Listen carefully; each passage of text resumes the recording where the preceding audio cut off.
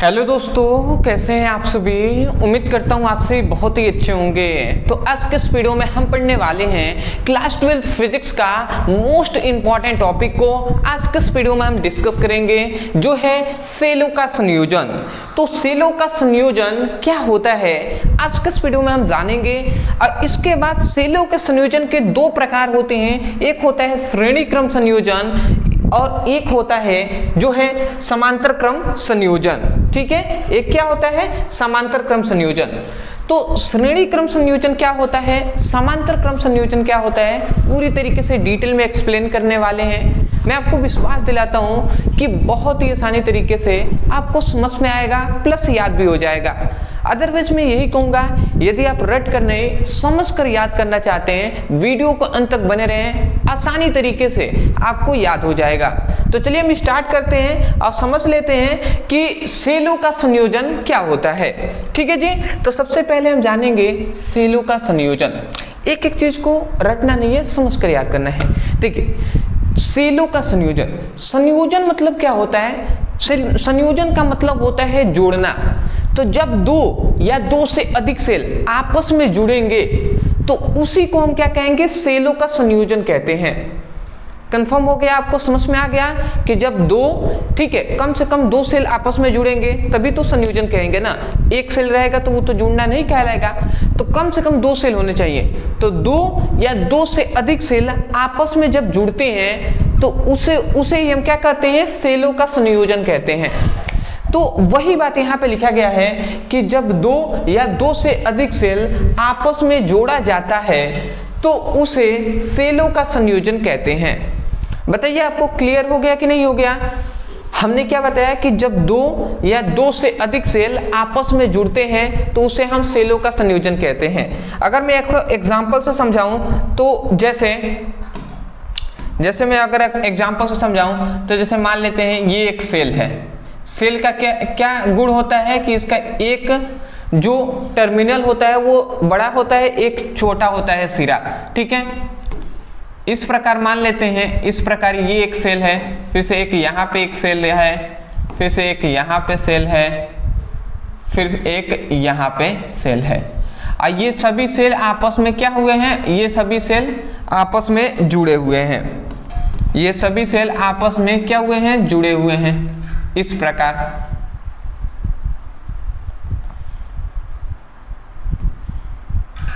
ठीक है जी, तो यहाँ पे आपको क्या दिखाई दे रहा है कि यहाँ पे जो सेल है वो आपस में जुड़े हुए हैं। तो दो या दो से अधिक सेलों का आपस में जुड़ना ही, जब आपस में जोड़ा जाता है तो उसे हम सेलों का संयोजन कहते हैं। मैं आशा करता हूँ आप समझ गए होंगे। अब देखिए, सेलों के संयोजन के दो प्रकार होते हैं, एक होता है श्रेणी क्रम संयोजन और एक होता है समांतर क्रम संयोजन। तो पहले अब हम समझ लेते हैं श्रेणी क्रम संयोजन कहते किसे हैं। देखिए, अगर परिभाषा रटना नहीं है तो समझने का प्रयास कीजिएगा, आपको समझ में आ जाएगा। श्रेणी क्रम संयोजन में यह कहा जाता है कि जब दो या दो से अधिक सेलों का ऐसा संयोजन मतलब ऐसा जुड़ना, दो या दो से अधिक सेलों को हम इस प्रकार जोड़ें कि एक सेल का ऋण सिरा दूसरे सेल के धन सिरे से जुड़ा हो। समझ रहे हैं, ये बड़ा वाला डंडा जो होता है, ये बात आपको न पता हो तो मैं बता दूं, जो ये बड़ा वाला डंडा होता है वो धनात्मक होता है, छोटा वाला ऋणात्मक होता है। बड़ा वाला धनात्मक, छोटा वाला ऋणात्मक, बड़ा धनात्मक, छोटा ऋणात्मक, बड़ा धनात्मक, छोटा ऋणात्मक, बड़ा धनात्मक, छोटा ऋणात्मक। तो इतनी बात समझ गए, बड़ा वाला क्या होता है, धनात्मक प्लेट होता है, और छोटा वाला जो डंडा होता है, ठीक है, जो छड़ होता है वो ऋणात्मक होता है। तो यही बात कहा जा रहा है कि दो या दो से अधिक सेलों को इस प्रकार हम जोड़ें कि एक सेल का ऋण सिरा दूसरे सेल के धन सिरे से जुड़ा हो। ठीक है, देख रहे हैं ना, धन ऋण सिरा है वो धन सिरे से जुड़ा है, फिर से इसका ऋण सिरा धन सिरे से, इसका ऋण सिरा धन सिरे से, इसका ऋण सिरा धन सिरे से जुड़ा है। तो यही कहा जा रहा है कि दो या दो से अधिक सेलों का ऐसा संयोजन या ऐसा जुड़ना, ऐसा जोड़ा जाए कि एक सेल का ऋण सिरे दूसरे सेल के धन सिरे से जुड़ा है हो, तो उसे हम क्या कहते हैं, श्रेणी क्रम संयोजन कहते हैं।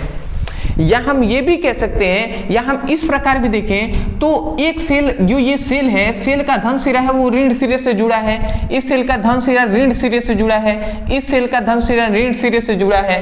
तो हम ये भी कह सकते हैं कि दो या दो से अधिक सेलों का ऐसा संयोजन जिसमें एक सेल का धन सिरा दूसरे सेल के ऋण सिरे से जुड़ा होता है, तो उसे हम क्या कहते हैं? श्रेणी क्रम संयोजन कहते हैं। बात समझ में आ रहा है ना? अभी हम फिगर से भी समझाएंगे। यहाँ पे छोटा सा एक फिगर था तो जो कि हमने बताया, देखिए वही बात हमने लिखा है कि दो या दो से अधिक सेलों का ऐसा संयोजन, मतलब संयोजन मतलब ऐसा जुड़ना, ठीक है, ऐसा जोड़ा जाए उसी को संयोजन कहते हैं। तो दो या दो से अधिक सेलों का ऐसा संयोजन जिसमें एक सेल का धन सिरा दूसरे सेल के ऋण सिरे से जोड़ा होता है, तो उसे श्रेणी क्रम संयोजन कहते हैं। एक सेल का क्या, यहाँ पे कह रहे एक सेल का धन सिरा दूसरे सेल के ऋण सिरे से जुड़ा है। देखिए एक सेल ये है तो सेल का धन सिरा है वो ऋण सिरे से जुड़ा है, एक सेल का धन सिरा ऋण सिरे से, फिर से इसका धन सिरा ऋण सिरे से, इसका धन सिरा ऋण सिरे से जुड़ा है। तो आप कह सकते हैं कि धन सिरा ऋण सिरे से जुड़ा है, उसे श्रेणी क्रम संयोजन कहते हैं। या आप ये भी कह सकते हैं, यहाँ पे धन की जगह पर आप ये भी कह सकते हैं कि एक सेल का ऋण सिरा दूसरे के धन सिरे से भी जुड़ा है, तो उसे भी हम श्रेणी क्रम संयोजन कहते हैं। अरे भैया कान इधर से पकड़े चाहे इधर से पकड़े, बात दोनों बराबर ही है। बात समझ रहे हैं ना? तो वही बात है, ठीक है। अब हम फिगर बना लेते हैं, फिगर से भी मैं समझाने का आपको प्रयास कर रहा हूँ, ठीक है। देखिए इसका फिगर अगर मैं बनाऊं तो इसका फिगर हो जाएगा कुछ इस प्रकार का। थोड़ा सा इसको थोड़ा सा नीचे ही बनाता हूँ, थोड़ा सा आप वेट करेंगे, ठीक है। फिगर बनाया जा रहा है, थोड़ा सा आप सब्र रखिएगा, सब कुछ समझ में भी आएगा। देखिए सॉरी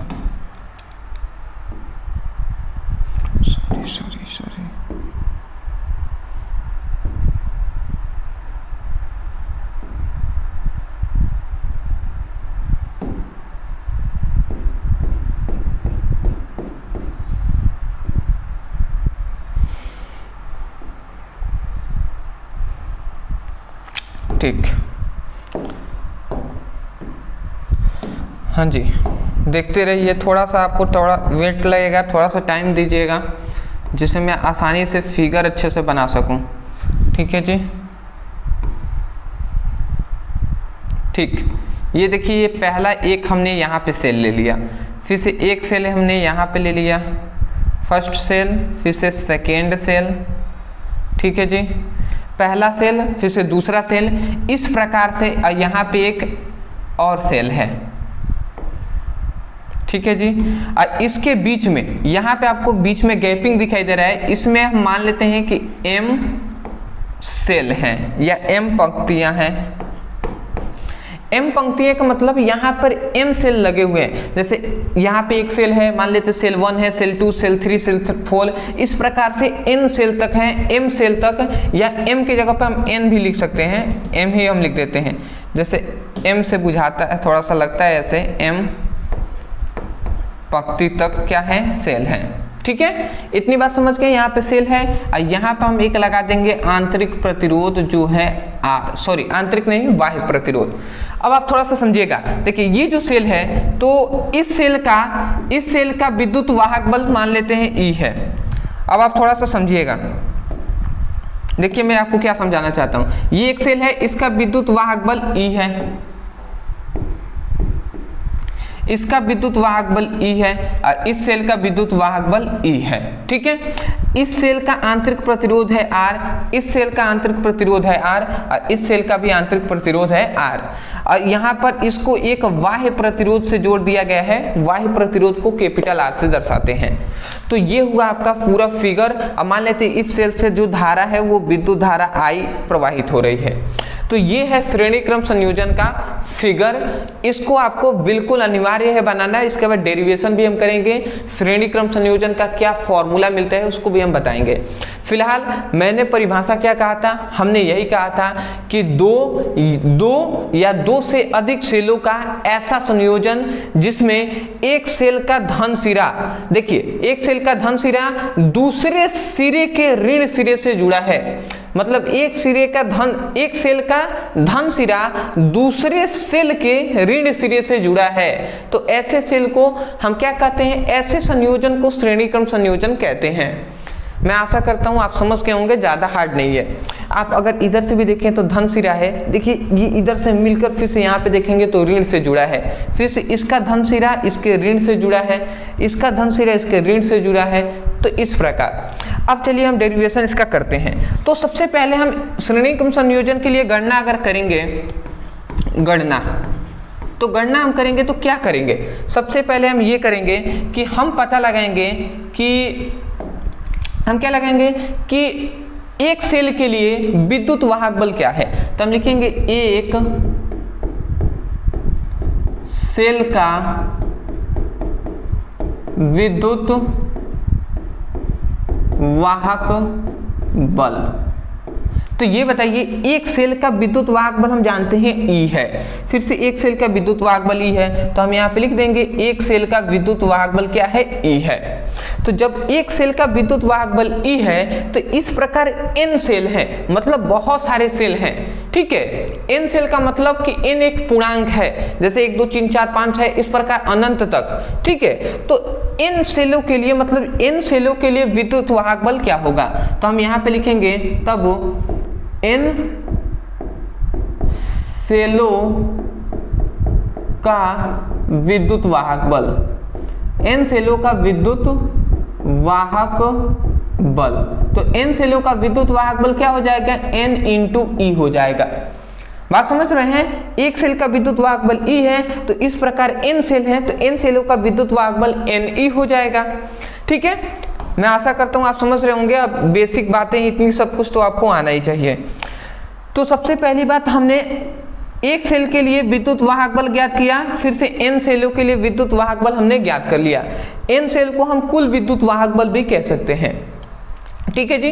उसके बाद अब फिर से जब हमने विद्युत वाहक बल ज्ञात किया, उसी प्रकार हम पता करेंगे एक सेल का आंतरिक प्रतिरोध क्या है। तो हम लिखेंगे कि एक सेल का आंतरिक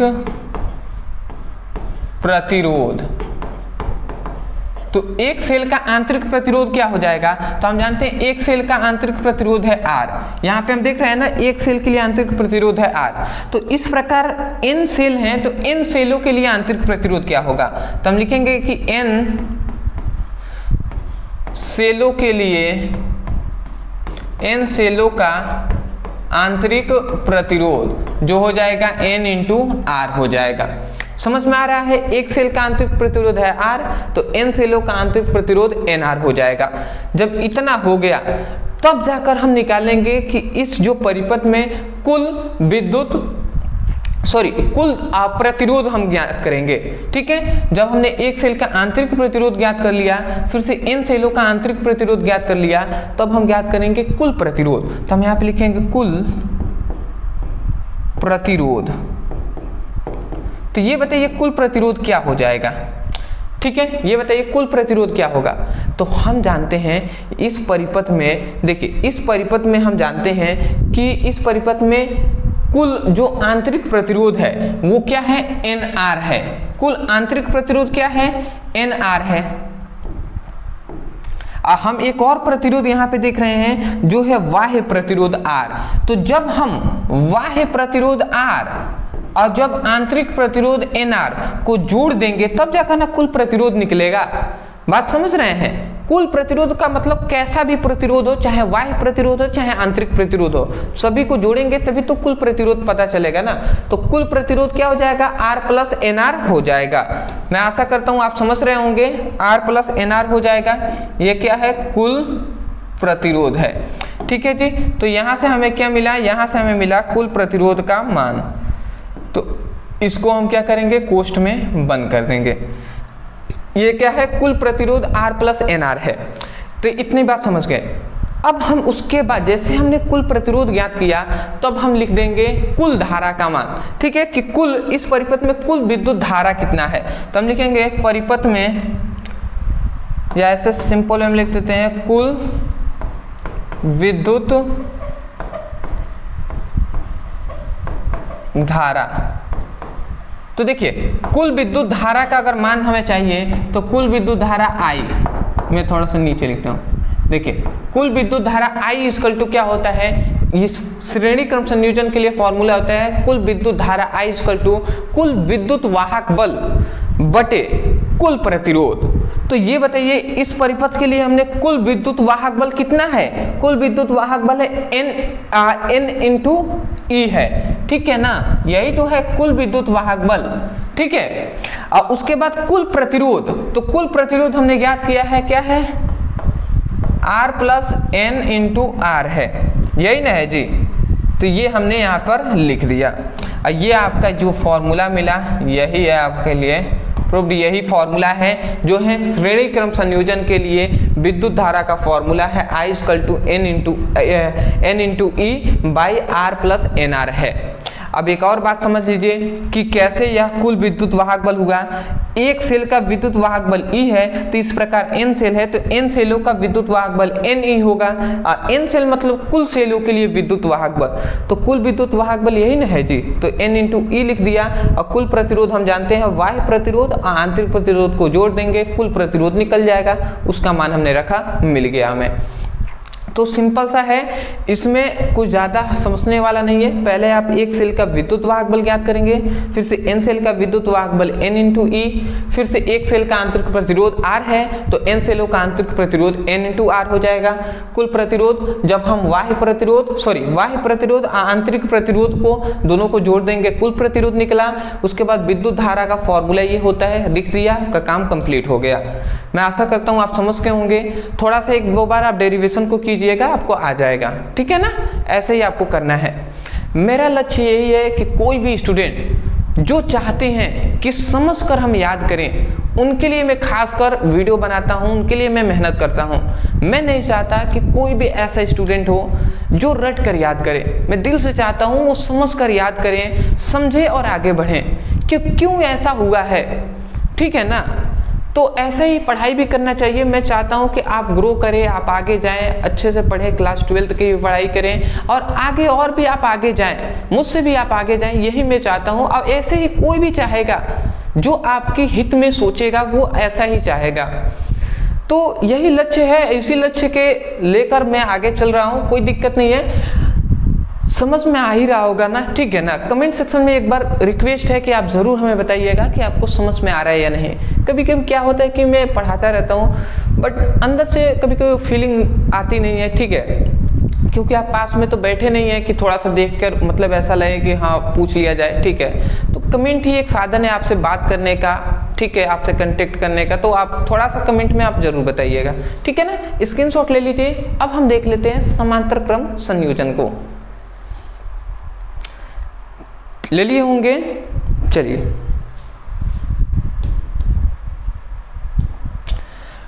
तो अब हम देख लेते हैं समांतर क्रम संयोजन। समांतर क्रम संयोजन भी बहुत ही इंपॉर्टेंट है। इन दोनों को आपको एक साथ ही पूछता है कि सेलों का संयोजन क्या है और इसके प्रकारों का वर्णन कीजिए, ठीक है। या श्रेणी और समांतर क्रम संयोजन को विस्तार सहित आपको बताना होता है।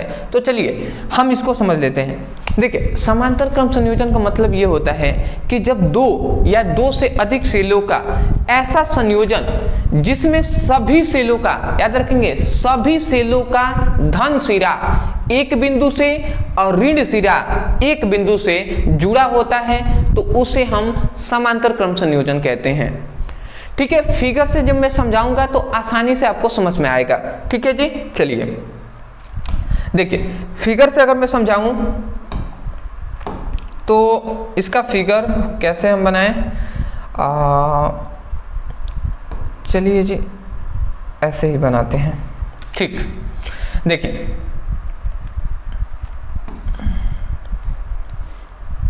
ये एक सेल है, थोड़ा सा मैं ऊपर ही ले लेता हूँ, ये एक सेल है, फिर से एक और यहाँ पे एक सेल है, इस प्रकार यहाँ पे n सेल हैं और यहाँ पे एक अंतिम सेल है ये, ठीक। उसके बाद इन सभी सेलों का जो ये कौन सा है, ऋण सिरा है, और ये क्या है, सेलों का धन सिरा है।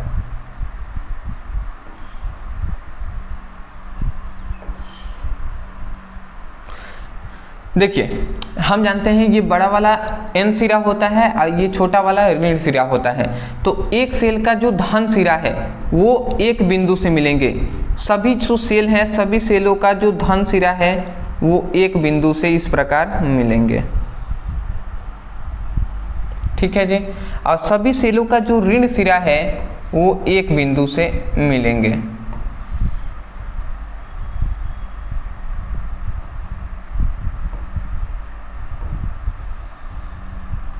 इस प्रकार, ठीक है।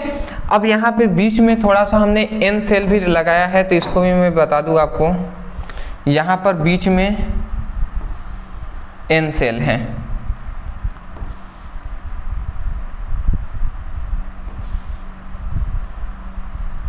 ठीक है, और ये भी n सेल इसमें लगे हुए हैं और सभी का ऋण सिरा एक बिंदु से और सभी का धन सिरा एक बिंदु से जुड़ा है। अभी समझ में नहीं आ रहा है, कोई दिक्कत नहीं है, अभी आपको सब समझ में आएगा, ठीक है। मान लेते हैं ये एक सेल है जो है E, मान लेते हैं इस सेल का विद्युत वाहक बल E है, इस सेल का विद्युत वाहक बल E है और इस सेल का विद्युत वाहक बल E है, और इस सेल का आंतरिक प्रतिरोध है R, इस सेल का आंतरिक प्रतिरोध है R और इस सेल का भी आंतरिक प्रतिरोध है R। और ये जो सेल है मान लेते हैं इसमें M पंक्तियां हैं। M पंक्तियों का मतलब क्या है कि इसमें M सेल लगे हुए हैं, बहुत सारे सेल इसमें लगे हुए हैं बीच में, ठीक है। और इन सभी सेलों को हम क्या कर लेते हैं, इन सभी सेलों को हम क्या कर लेंगे,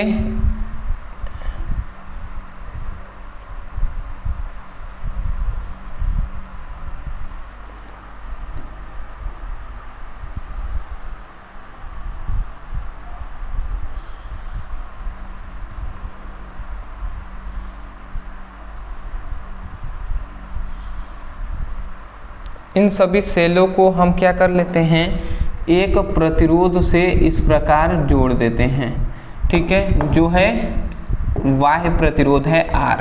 देखिए ये अब आपका फिगर पूरी तरीके से कंप्लीट होता है और इसमें जो धारा बह रही है वो धारा क्या बह रही है, धारा है I।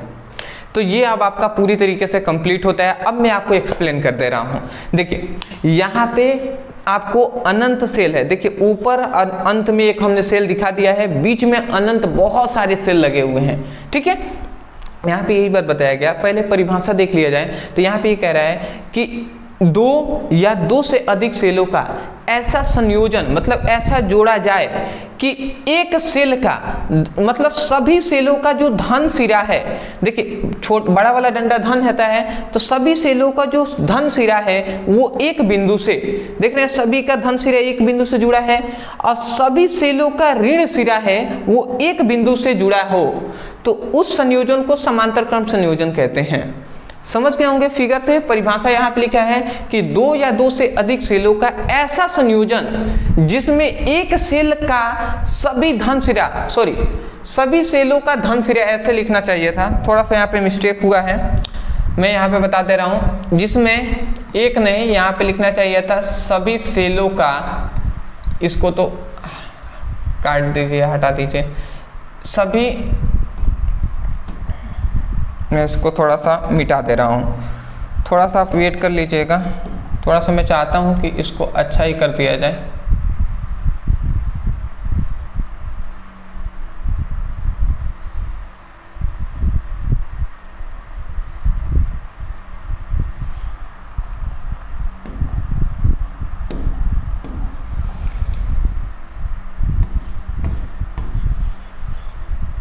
सभी सेलों का धन सिरा।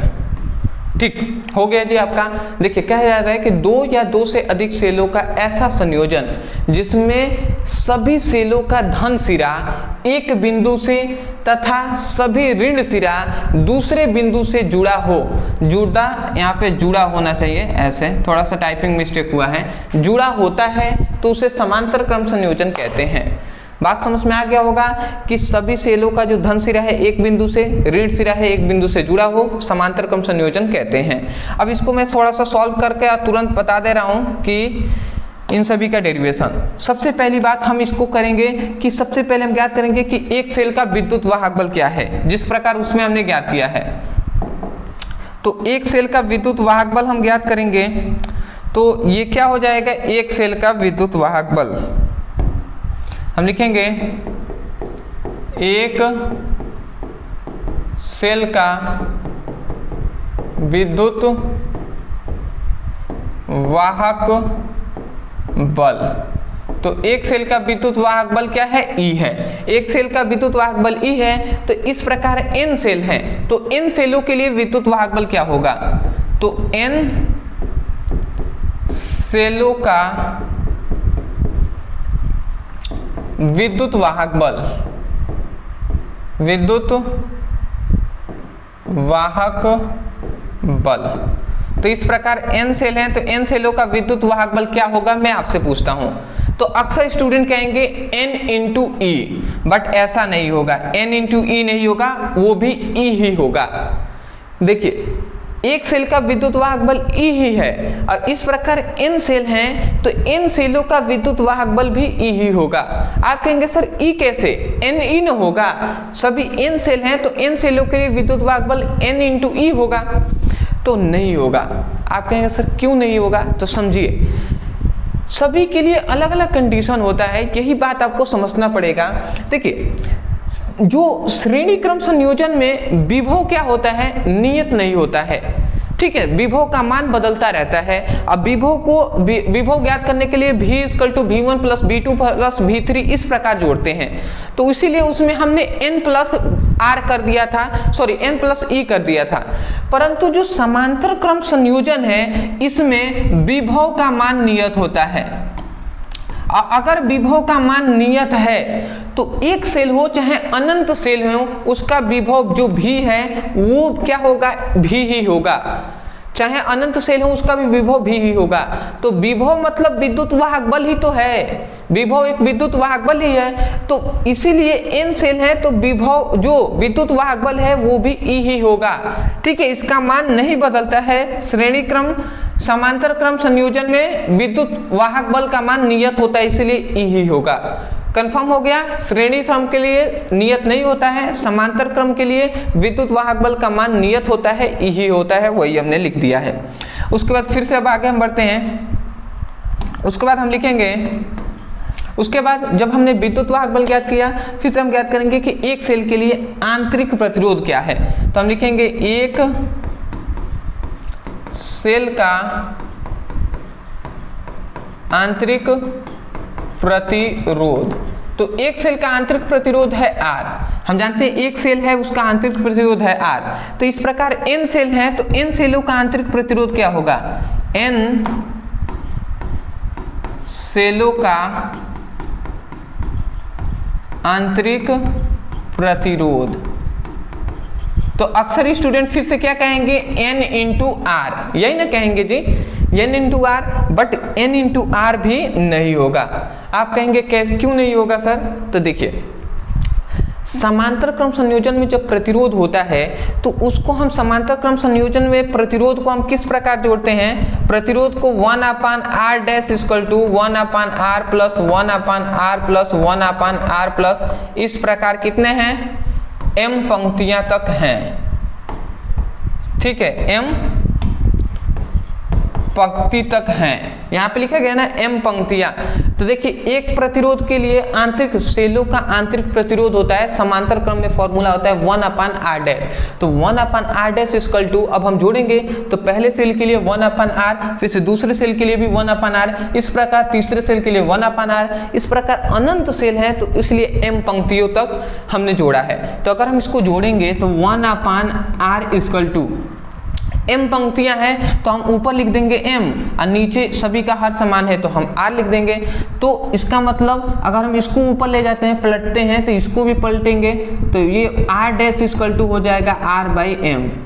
तो ये जो हमारा निकला कि r dash equal to r/m, यही हो जाएगा n सेलों के लिए आंतरिक प्रतिरोध का मान r dash equal to r/m। समझ रहे हैं? तो ये मैं डायरेक्ट यहाँ पे लिखूंगा r dash equal to r/m। ये आपके दिमाग में होना चाहिए कि ये कहाँ से आया है।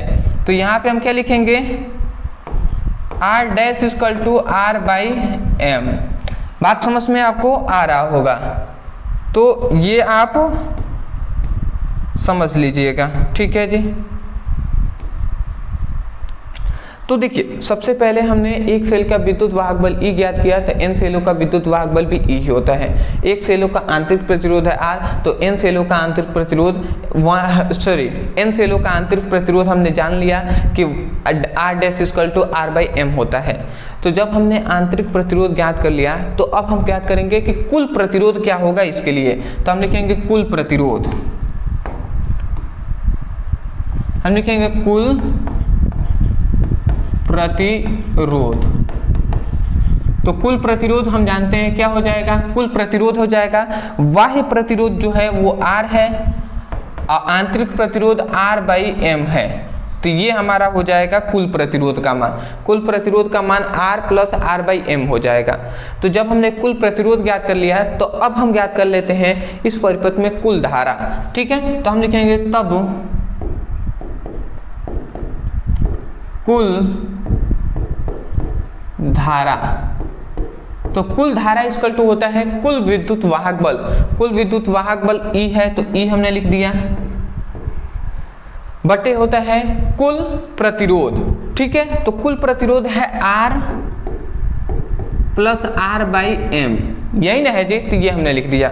अब इसको थोड़ा सा हम आगे बढ़ाकर सॉल्व करें तो देखिए, अब देखिए ये कुल धारा है तो धारा को तो हम I से दर्शाते हैं, तो I हमने लिख दिया। देखिए ये E है तो E हमने लिख दिया। इसका LCM लेते हैं तो इसके नीचे कुछ नहीं है तो 1 है तो 1 हमने लिख दिया। LCM लेंगे तो नीचे आ जाएगा m, 1 m बार में m r से गुणा करेगा तो m इंटू r हो जाएगा, और प्लस m से m कट गया तो ये बचा इधर r, ये मेन बटा है, ठीक है।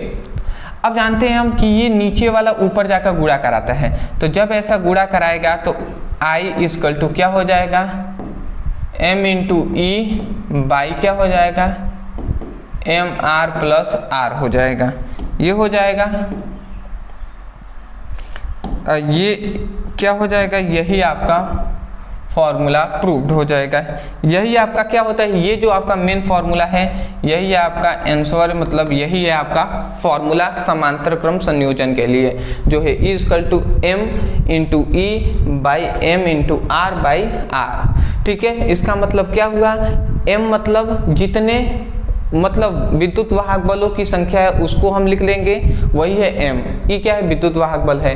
यहाँ पे भी m क्या है, कुल आंतरिक प्रतिरोध का मान है जो m, और r क्या है, सॉरी बाह्य प्रतिरोध का मान है, r क्या है बाह्य प्रतिरोध, और स्मॉल r क्या है आंतरिक प्रतिरोध। तो मैं आशा करता हूँ आप समझ गए होंगे। इसमें थोड़ा सा आपको कुछ बातें याद रखना होगा कि एक सेलों का आंतरिक प्रतिरोध है, एक सेलों का विद्युत वाहक बल E है तो n सेलों का विद्युत वाहक बल भी E ही होगा, और एक सेल का आंतरिक प्रतिरोध यदि R है तो n सेलों का आंतरिक प्रतिरोध जो होगा वो r/m होगा। क्यों होगा वो हमने बताया है। फिर से कुल प्रतिरोध के लिए हम इसको जोड़ देंगे, बाह्य प्रतिरोध आंतरिक प्रतिरोध को जोड़ देंगे। विद्युत धारा का मान हम जानते हैं, मान रखा है, आ गया है। तो मैं आशा करता हूं कि आपको समझ में आ गया होगा। चलिए सबसे पहले आप स्क्रीनशॉट ले लीजिए स्क्रीनशॉट, ठीक है। चलिए मैं आशा करता हूं आपने स्क्रीनशॉट ले लिया होगा। तो ये हुआ आपका पूरी तरीके से कंप्लीट होता है। अदरवाइज मैं यही कहूँगा, वीडियो थोड़ा सा लंबा हो गया, मैं चाहता था कि आपको समझ में आए। मैं यही कहूँगा यदि वीडियो पसंद आया है तब जाकर वीडियो को लाइक करके चैनल को सब्सक्राइब कर दीजिएगा। और दूसरी बात मैं यही कहूँगा कि यदि आप क्लास 12th का फिजिक्स और केमिस्ट्री का चैप्टर वाइज सीक्वेंस में सभी मोस्ट इंपॉर्टेंट टॉपिक की पढ़ाई करना चाहते हैं, डिस्क्रिप्शन बॉक्स में लिंक है, आप जाइए उस पर क्लिक करके बेसिक टू हाई फिजिक्स और केमिस्ट्री की पढ़ाई कीजिए। अदरवाइज यदि फिजिक्स और केमिस्ट्री का चैप्टर वाइज सीक्वेंस में सभी चैप्टरों का, सभी ऑल इंपॉर्टेंट ऑल टॉपिक का आप लिंक चाहते हैं, चैप्टर वाइज मतलब सभी टॉपिक उसमें रहेंगे, चैप्टर वाइज आपको नोट्स चाहिए, तो ओनली मैं कह दे रहा हूँ कि ओनली फिजिक्स का नोट्स आपको ओनली 99 रुपये में दिया जा रहा है। तो बहुत ही कम प्राइसेस रखा गया है। यदि आप लेना चाहें तो नीचे दिए गए व्हाट्सएप नंबर पर मैसेज कर लीजिएगा, वहाँ से कहेंगे तो वो आपको PDF नोट्स व्हाट्सएप पे ही सेंड कर देंगे। ओनली 99 ही प्राइस है और 14 आपके चैप्टर है, 14 चैप्टरों का PDF नोट्स सामान्यतः आपको नॉर्मली मिल जाएंगे और आप PDF का हेल्प लेकर आसानी तरीके से पढ़ाई कर सकते हैं। केमिस्ट्री का भी 99 ही है तो आप ले सकते हैं। तो चलिए दोस्तों, आज के लिए इतना ही, मिलते एक नए टॉपिक के साथ, तब तक के लिए धन्यवाद।